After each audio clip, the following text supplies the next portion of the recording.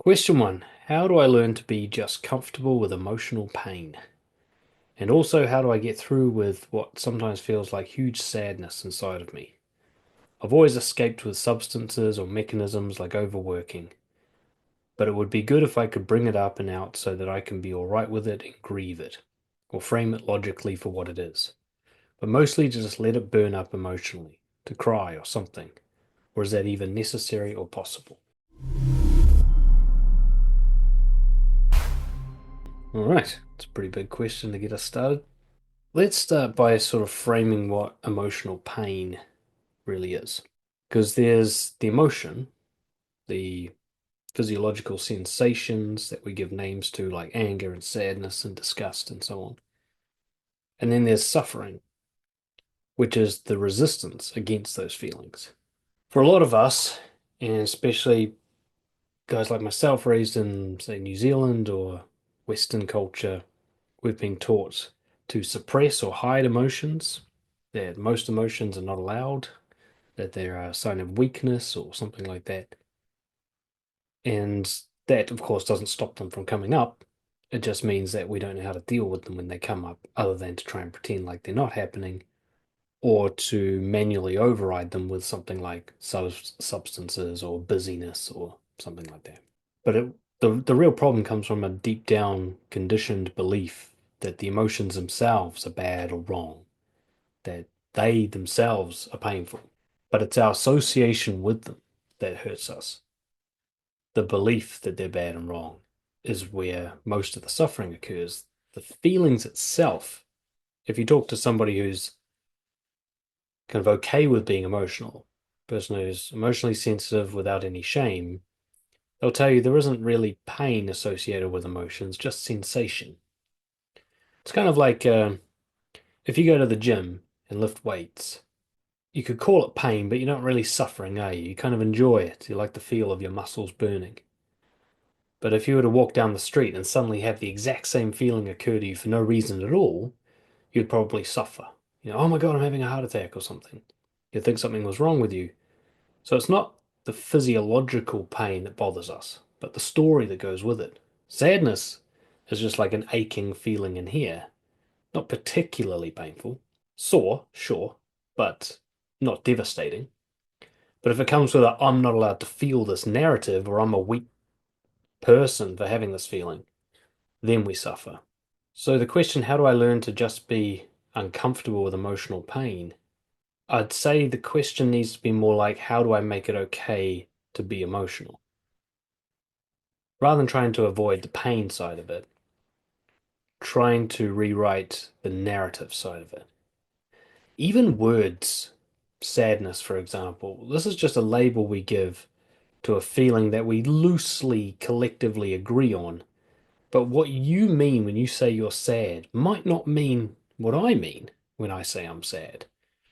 Like I said, for me, sadness is kind of like an achy soreness in the center of the chest, kind of pressure up here, an urge to cry, maybe a slumping, like lethargic feeling.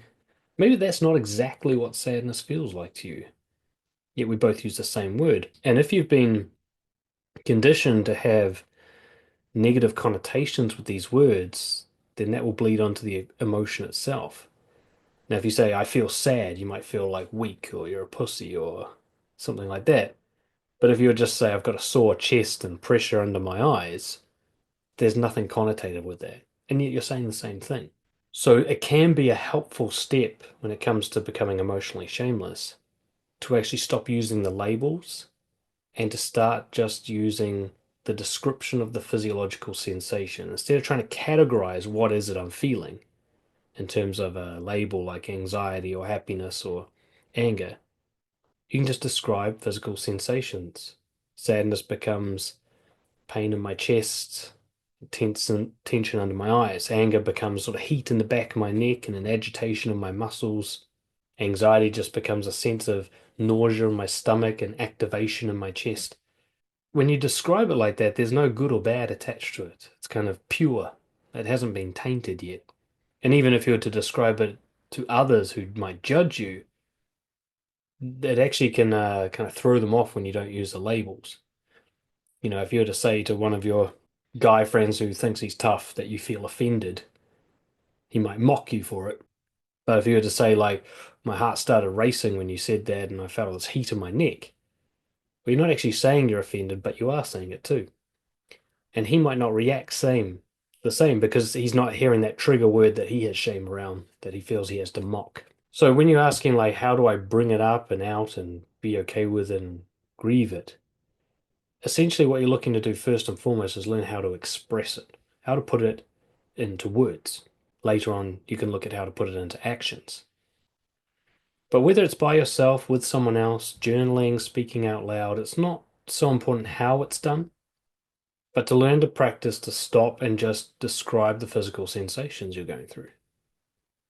If I was to do it right now, I'd say I've got slightly sore eyes, generally a calm feeling throughout my body, a kind of just stillness, a little bit of heat behind my ears. My palms are sweating a little bit.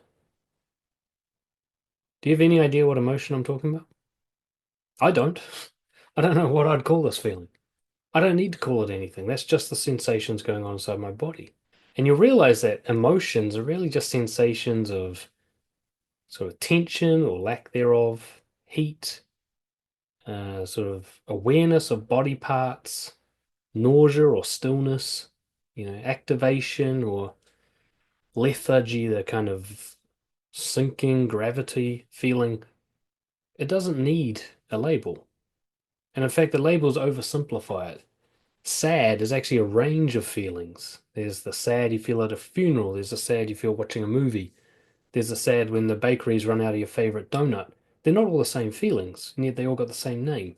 So, step one, in my opinion, is to get rid of the labels that you have just too many negative connotations attached to, just too much shame, trauma, bullying, whatever attached to those words, so they just don't work for you anymore. Doesn't matter, you don't need to use them. And when you're talking either to yourself or to others, just describe sensations. You don't need to say, I'm angry with you. You can say, like, I've got a lot of tension now in my upper chest after you said that.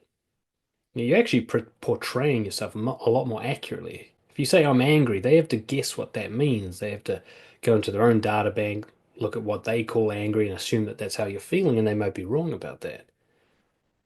If you say I've got heat and tension in my chest, there's nowhere for them to misinterpret. They just go heat, tension here. Like they're going to have the same interpretation of your feeling that you do. And what you've got to be really careful of is to notice that emotions or feelings are not the same as thoughts. So people often say, like, I feel like I'm a loser. That's not a feeling. That's a thought. I'm a loser. I'm having the thought I'm a loser. But the feeling might be what? Sluggish, heavy feeling in the shoulders, a tired and kind of distracted feeling behind the eyes. Like you have feelings, but narratives are different. And that's why you got to be careful with these label words because they're actually often narratives. The word angry, for example, really means I'm out of control. So when you say you don't want to say I'm angry because you feel like you're saying I'm out of control. You say I feel angry. But if you just say I feel tension and my fists keep clenching, well, that's not saying that you're out of control. If anything, you're probably controlling yourself. So step one is to learn to express it in neutral, descriptive language, whether to yourself or to others. And then the next one is to figure out what to do with it. One way to look at it is that all of your emotions are both indicators and energy. And what I mean is they're both signs of what's going on for you right now, and they're a source of fuel for some type of activity. Sadness, for example, that kind of heavy, very sort of reflective state. It's great for listening, it's great for practicing gratitude, it's great for resting. Sadness is really well used doing fuck all, basically. Anger is good for things like determination, courage, risk taking. It's the thing that gets you over the line when fear has been holding you back. Fear is a good one to get curious. Is this an illusion? Is it real? Where's the actual threat? It's a great place for self-exploration, fear. It's like, where's my actual boundary? How far can I go? As opposed to just doing the knee-jerk reaction. I'm afraid, so I've got to run away, fight or flight. Doesn't always have to be there. Even happiness. Happiness generally means like keep doing what you're doing. It's working for you. So you can actually write down lists of feelings. And again, you can use descriptive terms. So instead of feeling anger, you might say, if I feel really hot and tense, what would be a good thing to do in that situation? Maybe exercise, maybe assert myself, maybe try something a bit riskier than usual. And you can come up with a list of kind of prompts of what would be good ideas for this kind of energy, right? Rather than trying to override it or numb it or distract yourself from it, like use it, surf it like a wave. It takes a lot of practice, but I guarantee you there is a use for every type of feeling. There is activities that suit it better than other activities. And if you can train yourself to see these, then eventually there's no such thing as a bad emotion. They're all useful. You just got to work with what you've got. There's no point trying to do something aggressive and courageous when you're feeling sad, right? You need to do something that's sad related. Create some art, for example, write in your journal. That's good sadness activities. And it doesn't necessarily have to be the commonly accepted way of dealing with it. You know, some people can cry when they're sad, others, for whatever reason, can't cry. I find it difficult to cry. I can do it, but hardly ever.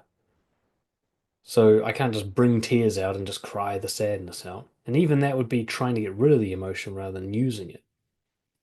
But sadness is a good time for me to journal, get creative.